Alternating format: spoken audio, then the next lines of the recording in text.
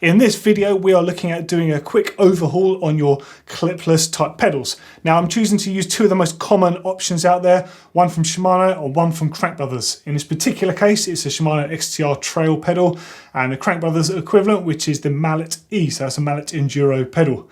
So this is a reference video on taking them apart, giving them a good clean and keeping them in good condition. Generally, they're pretty good and they'll last quite a long time, but of course, as with any bike part, give it a bit of TLC, it's going to keep going for longer.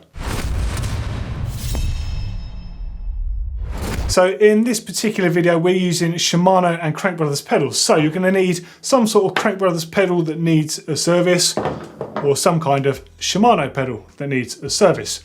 And there's various different tools and greases and stuff you're going to need for those. So first up, you're going to need some sort of generic grease, and you're going to need preferably a spray grease, which is what I recommend using, a general purpose lube and a can of degreaser. You're also going to need some sort of thread locking compound there to make sure that some of those smaller bolts are back together and they're nice and tight.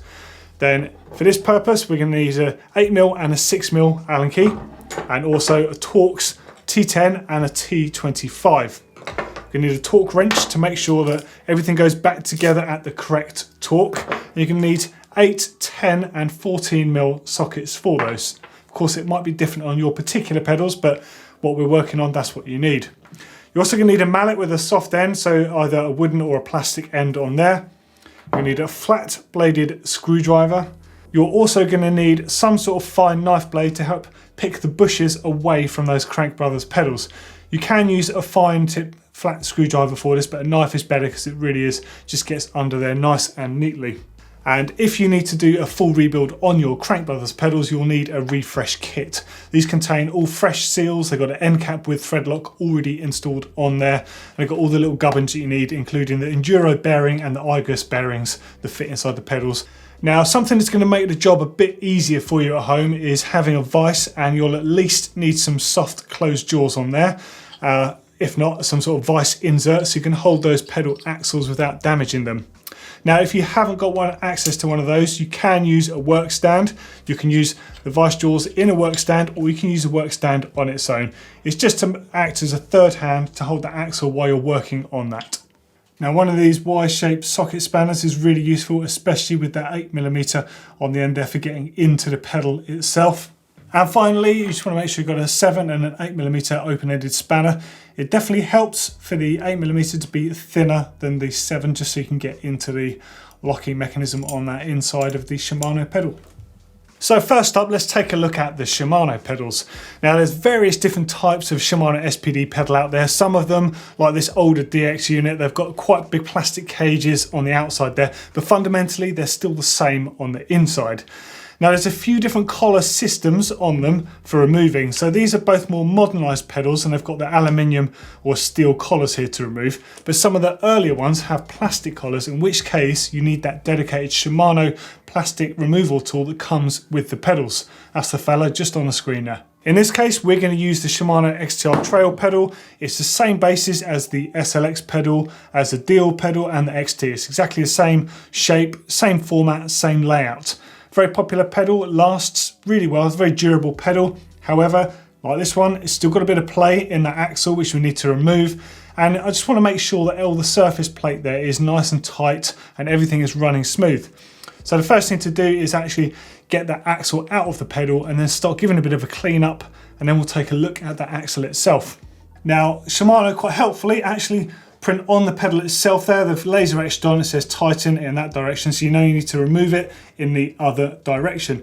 Now it's quite often towards the front of the bike, again to help it from undoing itself whilst you're pedaling.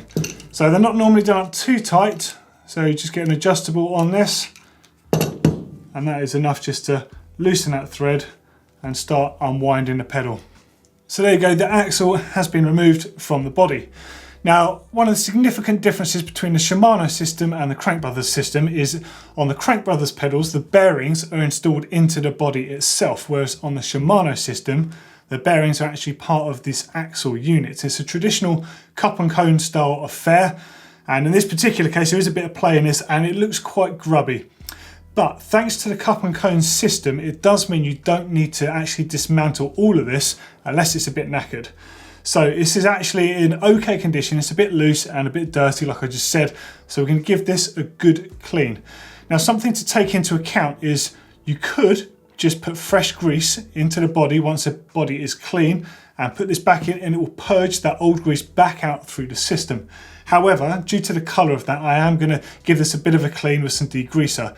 But you do want to make sure it's fully evaporated and dried up before you reinstall into the pedal. And the reason for that is the degreaser that remains on the inside could start breaking down that nice fresh grease you pump into it. Now, whilst the axle is drying, I just want to give the body a bit of attention. So first up, let's just get it cleaned.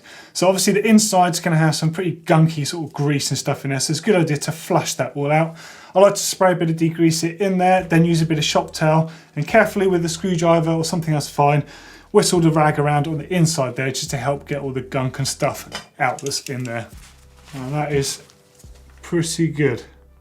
I can see the bottom of the threads on the inside of there now, so that does suggest to me that that is clean enough to receive the axle back in there again. Now, this particular pedal has 3 Torx T10 bolts holding those plates, which is part of the jaw, like the retaining system on the pedal body itself.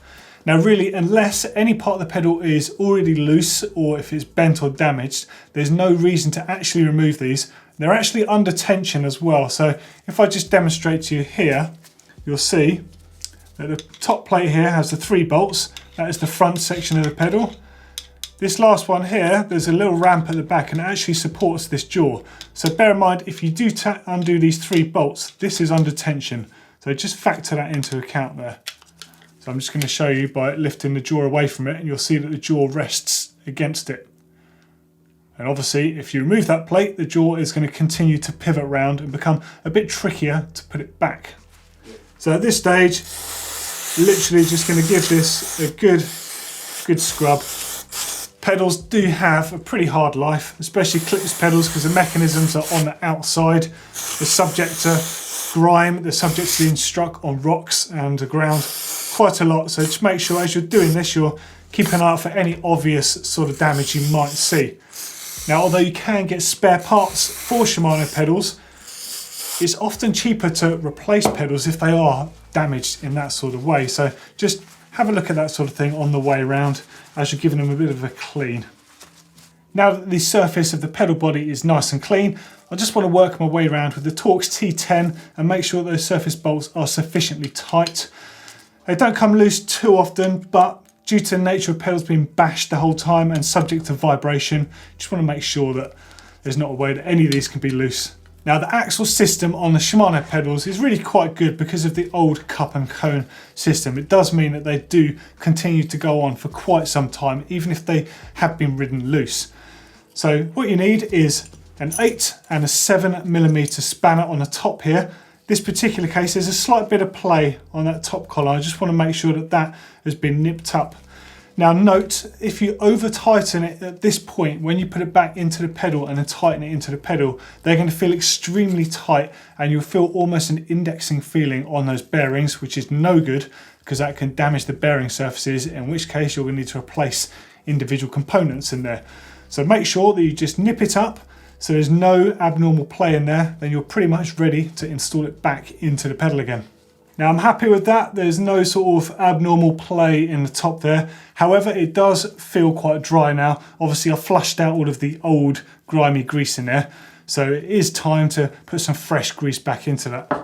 Now with this particular system, the best way to do that is fill the pedal body with grease. I recommend going about 1/3 of the body itself full of grease. And then as you push the axle back into place, you're going to find the grease. Some of it will come out via the threads and some will start purging through the axle system and coming out of the collar at the top here.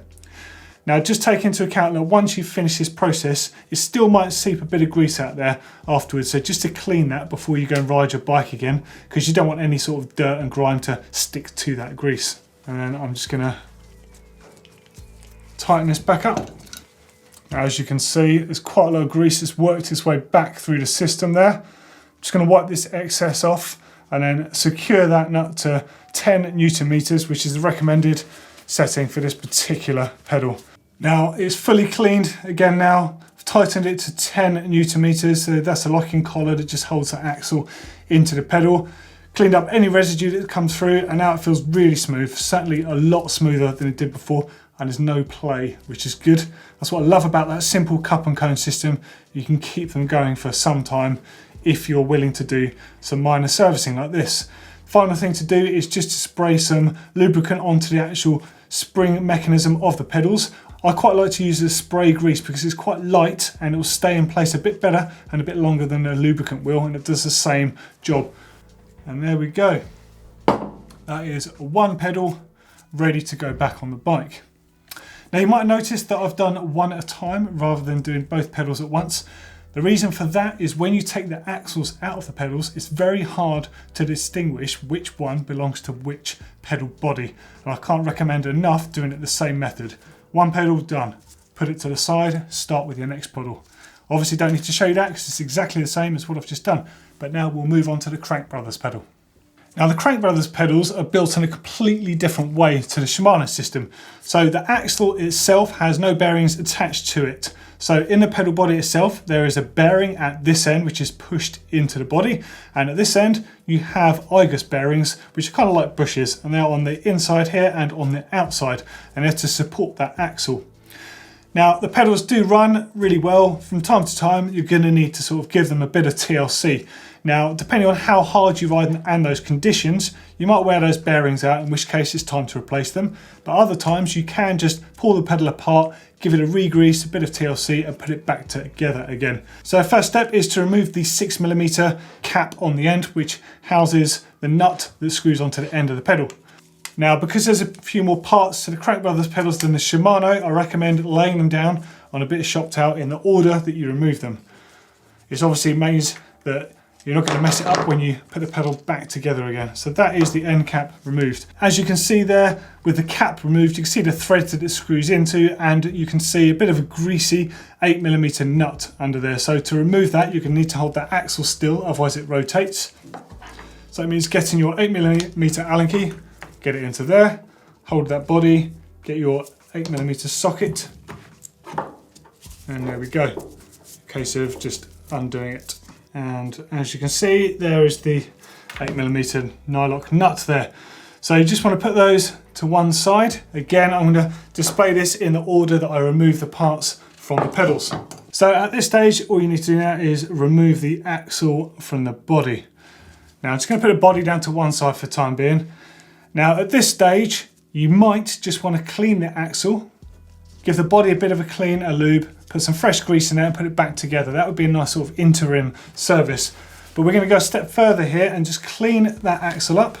And I'm just going to remove that outer seal that's on there, lay that down in order of things. Now you also just want to check if the axle itself is bent. The way to do that is just to run it down on the surface and roll it along. If it rolls smoothly, you'll know it's okay. If it hops up and down, you'll know it's bent. You'll need to replace that axle. At this point, you might just want to put things back together, re-grease it, make sure everything's clean, and put it back into the pedal. But we're going to show you how just to fit that rebuild kit. So note, still we've got the cap, the 8mm nut, you've got the little rubber seal, and you've got the axle itself.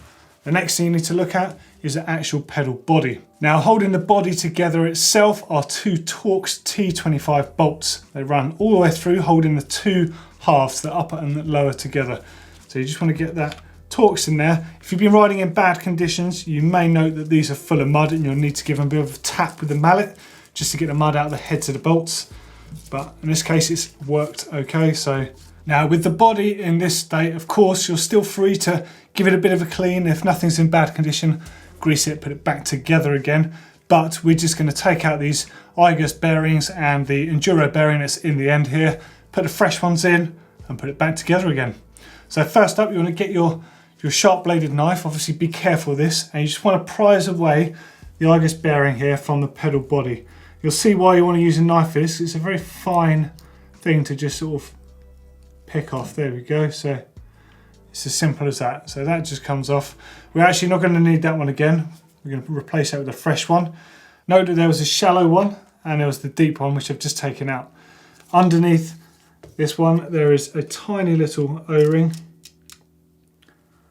that we're also going to replace. So just make sure that that's out. And then as you can see, there's a bit of grime on the inside here. So we're going to give this a bit of a clean and just got to push that bearing back out that way. And then literally a firm hit with the mallet on here and it will just release it. And that is the old Enduro bearing there. Of course, yours might be working perfectly well at this stage, so you don't need to remove that, but this is ready now just to be cleaned. I'm just going to repeat that with the other side of the pedal there. So something that just makes it easier to tap this out is to get that 14mm socket, rest the pedal body over itself, get that punch that's included in that refresh kit, hover that over, give that a firm tap, and you'll find, there you go, and that is on its way out. And there is the actual Argus bearing that was on the inside of the pedal. So again, that is going to be replaced. Now all we have to do is clean all of the individual components of the pedal and put the refresh kit back on. So here we are with the pedal taken apart with the old gubbins from the inside here, and here is the new refresh kit. So you've got that 6mm bolt, again that's got some thread lock already installed on there, which is good. Got the little 8mm nylock nut, you've got your Enduro bearing, you've got your pedal seal, you've got your inner seal which goes into the pedal itself. It's crucial to make sure that that is intact. You can reuse the old ones, but they have to be in one piece and not deteriorated. That's what fundamentally keeps the moisture out of the pedal. Then you've got the actual Argus bearing itself. Then you've got your bushes. So you've got the big one, you've got the O-ring, and then you've got the little one. And you just got to make sure that they go back on the corresponding parts of the pedal. Now, first things first is to put the Argus bearing back in the pedal. Now note, the one edge is very slightly rounded and the other is slightly squared. You want to be inserting the slightly rounded edge into the pedal itself. Makes it a lot easier to get that in. That is the correct orientation. And just send that over. So this is the deeper side of the pedal, so just going to get that O-ring to sit in place in there. And then you can get that bushing and push that into place. You find most of the time you can just push it in, it should sit in quite well, and once it's in place it does stay there quite well.